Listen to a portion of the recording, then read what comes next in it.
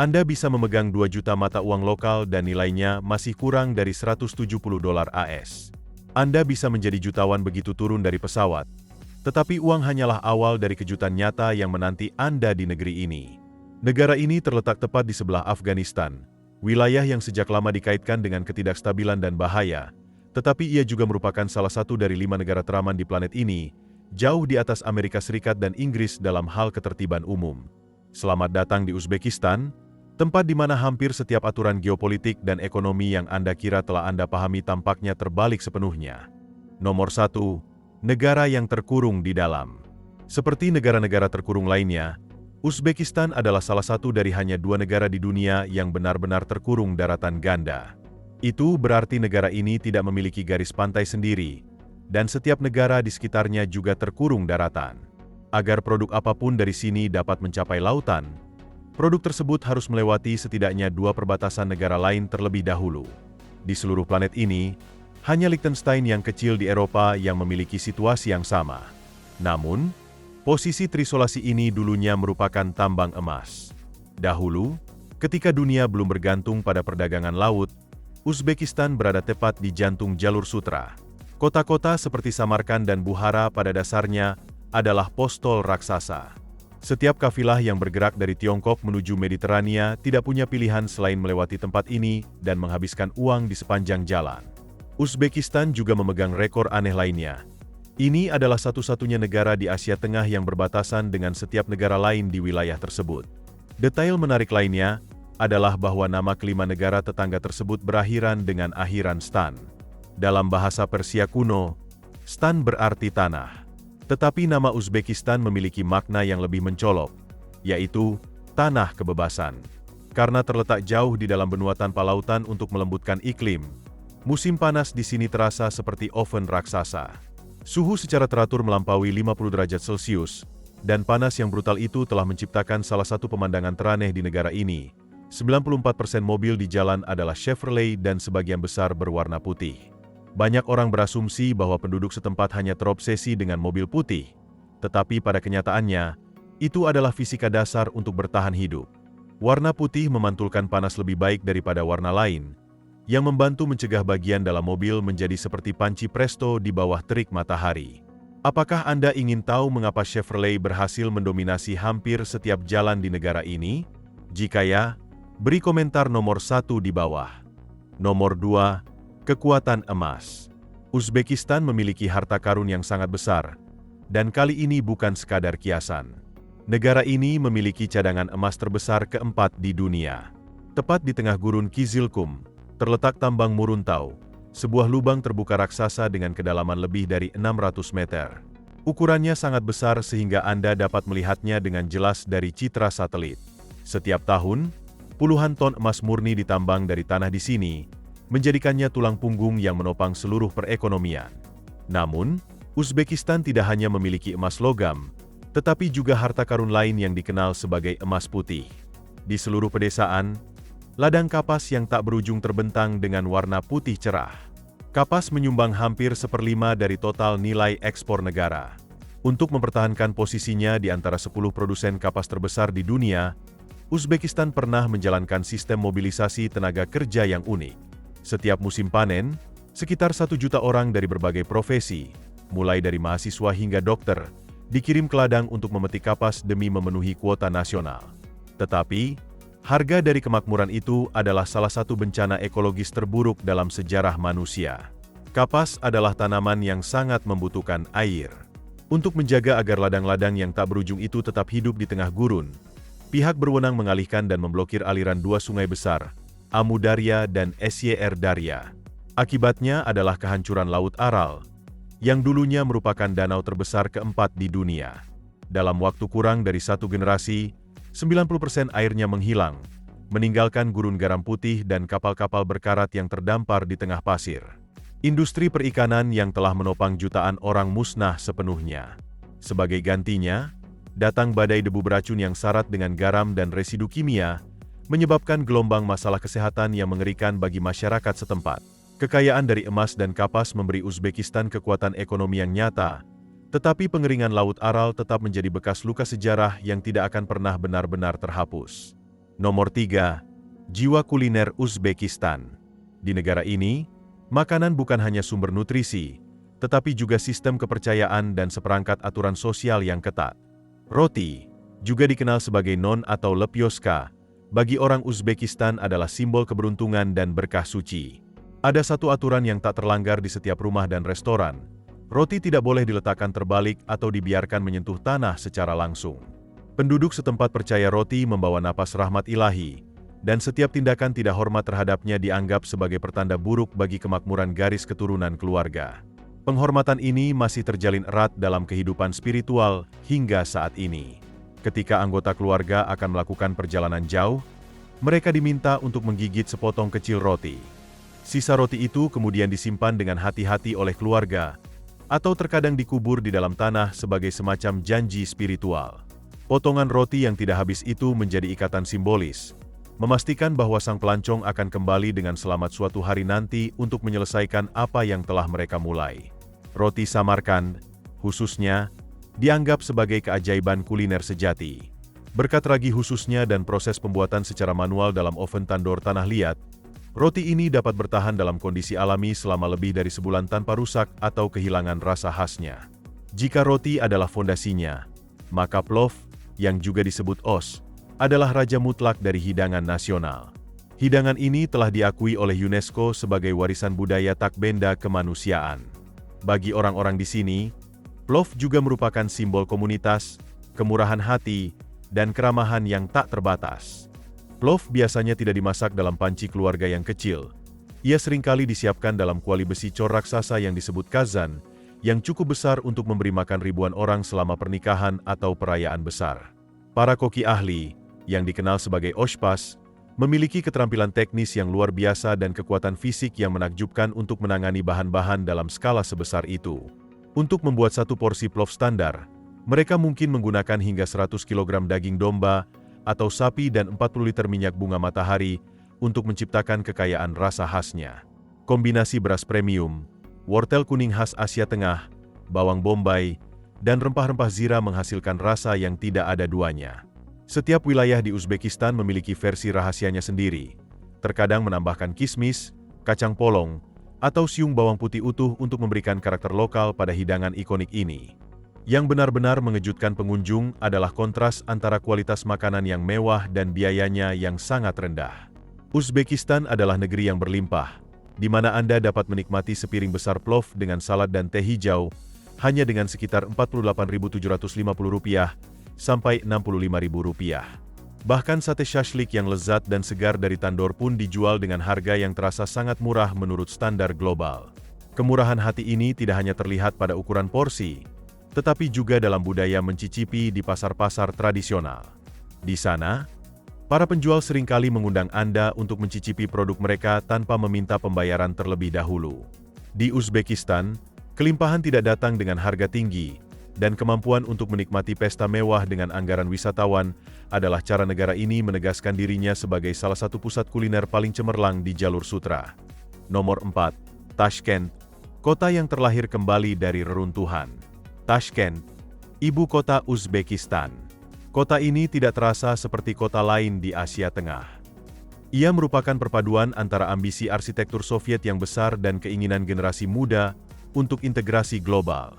Untuk memahami bagaimana kota ini berfungsi, kita harus kembali ke momen yang benar-benar mengubah wajahnya, gempa bumi dahsyat tahun 1966. Pada pagi hari tanggal 26 April tahun itu, gempa bumi berkekuatan hampir 8 skala Richter menghantam tepat di bawah pusat kota. Dalam waktu kurang dari 1 menit, lebih dari 36.000 bangunan rata dengan tanah dan 300.000 orang kehilangan tempat tinggal dalam sekejap. Namun, dari perspektif perencana Soviet, bencana ini menjadi peluang emas untuk melakukan eksperimen sosial berskala besar, membangun kota Soviet ideal di jantung Asia Tengah. Arsitek dari seluruh Uni Soviet dikirim ke sini untuk mendesain ulang Tashkent dengan jalan raya besar yang cukup lebar untuk parade militer besar-besaran, serta deretan blok apartemen bergaya brutalis. Simbol paling jelas dari era rekonstruksi ini adalah Metro Tashkent yang dibuka pada tahun 1977. Ini adalah sistem kereta bawah tanah pertama di Asia Tengah, dan hingga saat ini tetap menjadi salah satu yang terindah di dunia. Setiap stasiun dirancang tidak hanya sebagai museum seni bawah tanah, namun juga sebagai tempat perlindungan nuklir yang diperkuat dengan dinding beton tebal, siap melindungi penduduk dalam skenario terburuk Perang Dingin.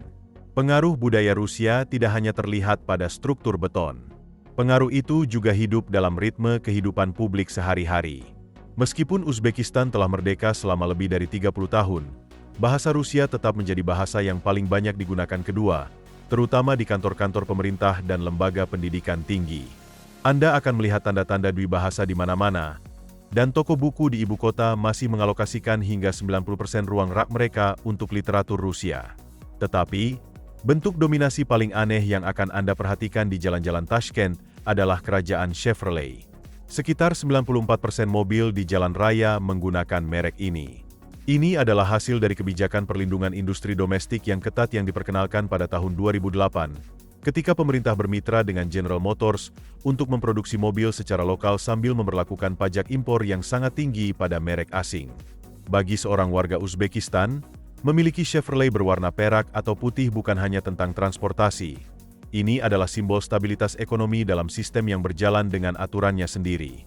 Namun, Tashkent pada tahun 2026 sedang mengalami fase perubahan geopolitik dan ekonomi yang dramatis. Kota ini telah menjadi lokasi konstruksi raksasa dengan proyek-proyek besar seperti Tashkent City yang mewakili keinginannya untuk melepaskan diri dari bayang-bayang Soviet.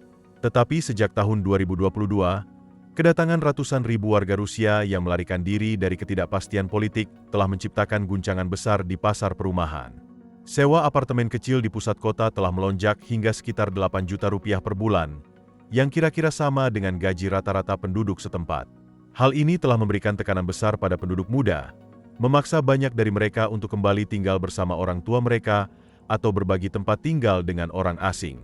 Tashkent saat ini adalah lanskap sosial yang berlapis, dan jika Anda hanya melihat keindahan metro yang gemerlap, Anda tidak akan pernah melihat gambaran lengkapnya. Nomor 5. Aturan keramahan dan guncangan budaya. Di negara Asia Tengah ini, keramahan bukanlah pilihan pribadi. Itu adalah hukum tak tertulis, sebuah warisan spiritual yang dibentuk selama ribuan tahun. Dari tempat duduk hingga cara menuangkan teh, semuanya mengikuti kode etik. Penempatan tempat duduk tidak pernah acak. Ada satu aturan utama, tamu yang paling dihormati selalu diundang untuk duduk di tempat terjauh dari pintu di ruang tamu. Mengapa? Dalam pola pikir lama, tempat terjauh dari pintu masuk adalah tempat yang paling aman, hangat, dan terhormat. Semakin dekat Anda duduk ke pintu, semakin rendah status Anda dalam pertemuan, atau semakin besar kemungkinan Anda adalah orang yang melayani orang lain. Kebiasaan ini bahkan dipertahankan ketika orang bepergian dengan menunggang kuda atau menggunakan alat transportasi tradisional. Orang tertua atau yang berpangkat tertinggi akan selalu diberi posisi terdepan. Hierarki ini bukan dimaksudkan untuk mempermalukan siapapun.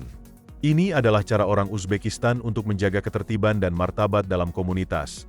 Nilai-nilai yang sering mereka tempatkan di atas kesetaraan buatan yang dipromosikan oleh masyarakat modern. Puncak sejati etiket sosial Uzbekistan terletak pada ritual menuangkan teh. Dalam budaya Barat, mengisi cangkir tamu hingga penuh dianggap sebagai tanda kemurahan hati dan perhatian.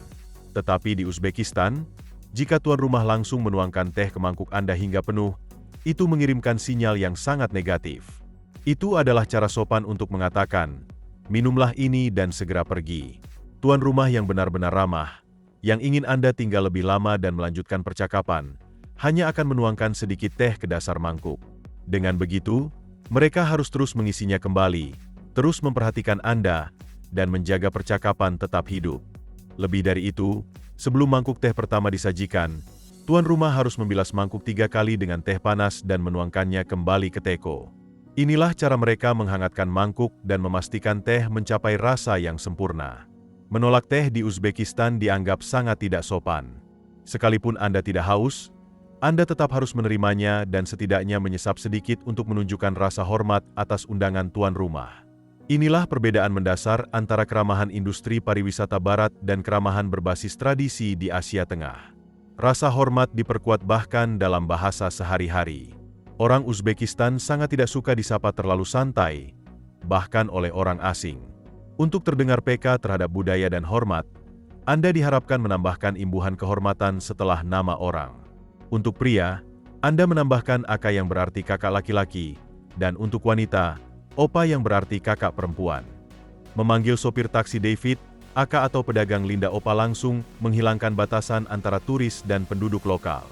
Rasa kesopanan ini berlanjut bahkan di akhir makan dengan gerakan yang dikenal sebagai amin, di mana orang mengangkat kedua tangan dan dengan lembut mengusapkannya ke wajah sebagai cara untuk mengungkapkan rasa syukur kepada Tuhan dan kepada tuan rumah. Dalam interaksi antar gender, Anda juga harus memperhatikan bahwa jabat tangan umumnya hanya dapat diterima sesama pria. Saat menyapa wanita Uzbekistan, cara yang paling tepat adalah dengan meletakkan tangan kanan Anda di dada dan sedikit membungkuk. Ini bukan dimaksudkan sebagai diskriminasi. Ini adalah cara mereka untuk menjaga jarak yang saling menghormati dan menghargai ruang pribadi perempuan dalam masyarakat di mana nilai-nilai tradisional masih kuat. Nomor 6. Warisan Samarkand, Kubah Biru Abadi. Samarkand adalah kota yang telah ada selama lebih dari 25 abad. Ini adalah salah satu kota tertua yang terus-menerus dihuni di dunia. Sebuah museum hidup yang telah menyaksikan kebangkitan dan kejatuhan kekaisaran dari zaman kuno hingga saat ini. Pentingnya juga terletak pada posisi strategisnya sebagai persimpangan budaya di sepanjang jalur sutra yang legendaris. Pada tahun 329 sebelum Masehi, ketika Alexander Agung merebut kota itu, ia dikatakan telah menyatakan bahwa semua yang telah ia dengar tentang keindahan Marakanda, nama kuno Samarkand, adalah benar, kecuali bahwa kota itu bahkan lebih megah daripada yang ia bayangkan. Samarkand bukan hanya tempat persinggahan kafilah unta yang membawa sutra dan rempah-rempah. Kota ini juga merupakan pusat peredaran pengetahuan, agama, dan gagasan antara Tiongkok, India, dan dunia Mediterania selama ribuan tahun. Di jantung Samarkand, berdiri lapangan Registan, simbol paling memukau dari seluruh Asia Tengah. Dalam bahasa Persia, Registan berarti tempat berpasir, tetapi apa yang berdiri di sana hari ini adalah ledakan warna biru dan emas. Lapangan ini dikelilingi oleh 3 sekolah Islam besar, atau madrasah, yang dibangun antara abad ke-14 dan ke-17. Arsitektur Registan mewakili puncak absolut seni Timurid dengan kubah keramik biru yang bersinar dan ornamen geometris yang begitu rumit, sehingga terasa hampir ekstrim. Madrasah Tiliakori di sisi utara lapangan adalah salah satu monumennya yang paling luar biasa. Tiliakori berarti berlapis emas, dan lebih dari 30 kg lembaran emas digunakan untuk menghiasi kubah serta dinding interiornya, melambangkan kekayaan besar Kekaisaran Timurid pada masa kejayaannya. Ini menjadi bukti suatu masa ketika Uzbekistan bukan hanya kekuatan militer, tetapi juga pemimpin dalam selera artistik dan standar estetika di seluruh dunia Islam. Salah satu tokoh terbesar dalam sejarah sains adalah Ulugh Beg, cucu Timur. Ia adalah seorang cendekiawan sejati yang menjadikan Samarkand sebagai pusat astronomi dunia pada abad ke-15. Ia membangun sebuah observatorium besar dan mencapai sesuatu yang menakjubkan. Ia memetakan dan menentukan posisi 1018 bintang dengan akurasi yang hampir sempurna. Yang membuat ini lebih luar biasa adalah pengukurannya dilakukan sepenuhnya dengan mata telanjang dan instrumen buatan tangan. Tingkat presisi yang tidak dapat ditandingi Barat hingga 200 tahun kemudian setelah penemuan teleskop. Melalui Samarkand, Uzbekistan membuktikan bahwa kemakmuran suatu bangsa yang paling abadi tidak berasal dari penaklukan, tetapi dari kombinasi sempurna antara perdagangan internasional, identitas budaya, dan dorongan manusia untuk mengejar pengetahuan. Nomor 7. Benturan antara agama dan gaya hidup sekuler. Uzbekistan benar-benar menghancurkan anggapan bahwa negara dengan 90% penduduknya beragama Islam secara otomatis harus memiliki aturan sosial yang ketat dan suasana publik yang konservatif. Ini adalah realitas geopolitik yang aneh, di mana beberapa warisan paling suci dari dunia Islam tidak hanya bertahan tetapi juga hidup berdampingan secara damai, bahkan simbiosis, dengan cara hidup yang sekuler, terbuka, dan modern. Di Hazrat Imam, ibu kota Tashkent, tersimpan salah satu harta karun paling suci umat manusia, manuskrip Al-Quran tertua di dunia yang dikenal sebagai Al-Quran Utsman. Manuskrip ini selesai pada tahun 651, hanya 19 tahun setelah wafatnya Nabi Muhammad. Manuskrip ini ditulis di atas kulit rusa dengan aksara Kufi kuno, dan masih terdapat noda yang diyakini sebagai noda darah Khalifah ketiga, Utsman, yang dibunuh saat membaca Al-Quran ini. Para ilmuwan Barat menggunakan penanggalan radiokarbon dan mengonfirmasi bahwa usianya berada di antara akhir abad ke-7 dan awal abad ke-8. Uzbekistan tetap sangat bangga dengan akar Islamnya, tetapi telah memilih model sosial yang lebih bebas dan toleran daripada hampir semua negara Timur Tengah. Anda dapat dengan mudah melihat wanita muda dengan rok pendek atau atasan crop top yang trendy berjalan di tengah terik matahari 40 derajat Celcius di Tashkent, tepat di samping madrasah-madrasah berusia berabad-abad. Uzbekistan adalah negara Muslim, tetapi tidak memiliki aturan publik yang ketat tentang pakaian atau perilaku. Ini adalah salah satu warisan abadi dari era Soviet. Tidak seperti di banyak negara mayoritas Muslim lainnya, alkohol dan vodka tidak dilarang di Uzbekistan. Di malam hari, bar modern, toko tato, dan klub malam tetap ramai, bahkan tepat di sebelah masjid-masjid kuno. Musik terus mengalir melalui lanskap budaya yang terasa jauh lebih berlapis daripada yang diharapkan orang luar. Sementara konflik agama tetap menjadi masalah yang menyakitkan di banyak bagian dunia, di kota tua Bukhara, sebuah komunitas Yahudi kuno hidup dan berkembang berdampingan dengan tetangga Muslim selama lebih dari 400 tahun. Ini adalah contoh nyata dari semangat harmoni etnis dan agama yang telah diupayakan Uzbekistan untuk dilestarikan. Saat ini, meskipun sebagian besar komunitas ini telah beremigrasi ke Amerika Serikat atau Israel sejak runtuhnya Uni Soviet, mereka yang tetap tinggal masih melindungi sinagoge tua yang menyimpan gulungan Taurat berusia lebih dari 1000 tahun. Kolektor Amerika yang kaya dilaporkan telah menawarkan jutaan dolar untuk membelinya, tetapi komunitas lokal menolak karena mereka menganggap teks-teks tersebut sebagai jiwa tanah air. Keberadaan berkelanjutan orang Yahudi Bukhara, bersama dengan gereja Ortodoks Rusia dan komunitas Protestan, telah mengubah Uzbekistan menjadi oasis keragaman spiritual di tengah Asia Tengah. Nomor 8. Paradoks keamanan dan uang. Ketika orang mendengar akhiran, Stan, reaksi pertama mereka seringkali adalah kecemasan tentang keamanan. Media Barat sangat efektif dalam menciptakan filter prasangka, di mana negara manapun di kawasan ini secara mental disamakan dengan ketidakstabilan geopolitik Afghanistan. Namun, Uzbekistan berulang kali masuk dalam peringkat 5 negara teraman di planet ini, meskipun letaknya dekat dengan daerah yang sering digambarkan sebagai titik panas global. Anda dapat berjalan sendirian di jalan-jalan Tashkent atau lorong-lorong sempit Bukhara pada pukul 2 pagi tanpa khawatir dirampok atau diserang. Rasa aman ini tidak hanya berasal dari kehadiran polisi yang kuat, tetapi juga dari struktur sosial yang dibangun di sekitar kehormatan komunal dan tradisi panjang dalam menghormati pelancong. Di Uzbekistan, menyakiti atau menipu tamu dari jauh dianggap sebagai penghinaan terhadap seluruh keluarga dan lingkungan sekitar. Tetapi, sementara keamanan fisik terasa hampir mutlak, keamanan dompet Anda menjadi permainan psikologis yang sama sekali berbeda. Selamat datang di dunia jutawan dadakan. Uzbekistan memiliki salah satu sistem mata uang paling membingungkan di dunia bagi para pengunjung. Ketika Anda menukarkan 100 dolar AS ke mata uang lokal, Anda langsung menerima tumpukan uang kertas yang sangat banyak. Dengan kurs saat ini, 100 dolar setara dengan sekitar 1.200.000 sum. Beberapa tahun yang lalu, situasinya bahkan lebih ekstrim ketika pasar gelap masih mendominasi pertukaran mata uang. Saat itu, para pelancong sering membutuhkan kantong plastik atau ransel hanya untuk membawa uang tunai yang mereka terima dari penukaran sejumlah kecil mata uang asing. Inflasi masa lalu meninggalkan warisan angka-angka yang sangat besar, mengubah bahkan transaksi harian yang paling biasa sekalipun menjadi latihan matematika mental. Nomor 9. Kehidupan kota setelah gelap, dari bar modern hingga kedai teh yang buka sepanjang malam. Tidak seperti citra umum banyak negara mayoritas Muslim yang tenang dan tertutup, banyak restoran, bar, dan klub di Uzbekistan menjadi ramai begitu malam tiba. Di Tashkent, kehidupan malam paling terlihat melalui bar, lounge, dan klub yang buka hingga larut malam. Beberapa tempat memutar musik keras, sementara yang lain lebih cocok untuk duduk santai sambil minum dan berbincang. Tetapi benang merahnya tetap sama, suasananya terasa semarak dan hidup. Anak muda lokal, pekerja kantoran, dan orang asing semuanya berbagi ruang yang sama, minum, mendengarkan musik, dan memperpanjang malam hingga larut. Di kota-kota seperti Samarkand dan Bukhara, kehidupan malam kurang berfokus pada klub malam yang intens dan lebih banyak pada restoran, teras, alun-alun publik, dan makan malam yang panjang. Di tengah makan malam, suasana dapat tiba-tiba berubah menjadi panggung kecil untuk pertunjukan tari tradisional. Pencahayaan, musik, kostum, dan gerakan para penari membuat makan malam terasa lebih dari sekadar makan. Itu menjadi bagian dari pengalaman budaya yang mendalam.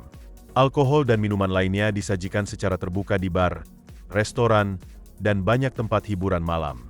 Hal itu menciptakan suasana yang jauh lebih santai daripada yang biasanya diproyeksikan banyak orang terhadap negara-negara Muslim. Nomor 10. Masa depan Uzbekistan, derusiaisasi dan pembaruan. Di papan reklame dan sampul buku di ibu kota Tashkent, huruf Kiril bergaya Rusia dan alfabet Latin muncul berdampingan. Uzbekistan sedang melakukan upaya yang gigih untuk melakukan derusiaisasi dengan sepenuhnya mengalihkan sistem penulisannya ke alfabet Latin. Ini bukan pertama kalinya negara ini mengubah sistem penulisannya. Selama abad terakhir, sistem penulisannya telah berulang kali diubah dari Arab ke Latin, kemudian dipaksa menjadi Kiril di bawah pemerintahan Soviet sebagai alat asimilasi dan cara untuk memutuskan hubungannya dengan dunia Islam yang lebih luas. Kembalinya ke alfabet Latin saat ini merupakan deklarasi tegas bahwa Uzbekistan ingin keluar dari bayang-bayang Soviet dan terhubung langsung dengan arus perdagangan serta pengetahuan Barat tanpa memerlukan perantara. Kekuatan sebenarnya di balik transformasi ini terletak pada fakta demografis. Lebih dari 60% penduduk Uzbekistan saat ini berusia di bawah 30 tahun.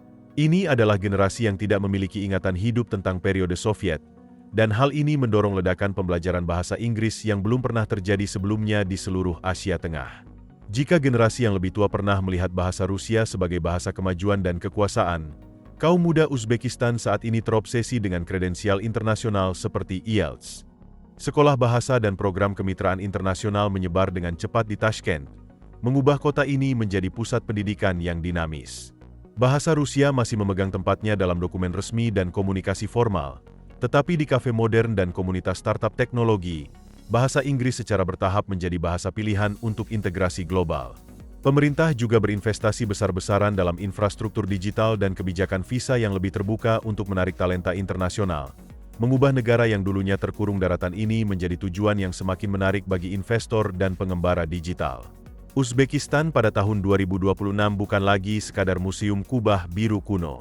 Negara ini bangkit dengan cepat sebagai kekuatan ekonomi dan teknologi di Asia Tengah.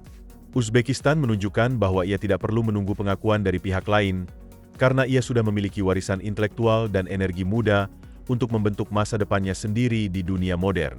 Terima kasih telah menonton dan sampai jumpa.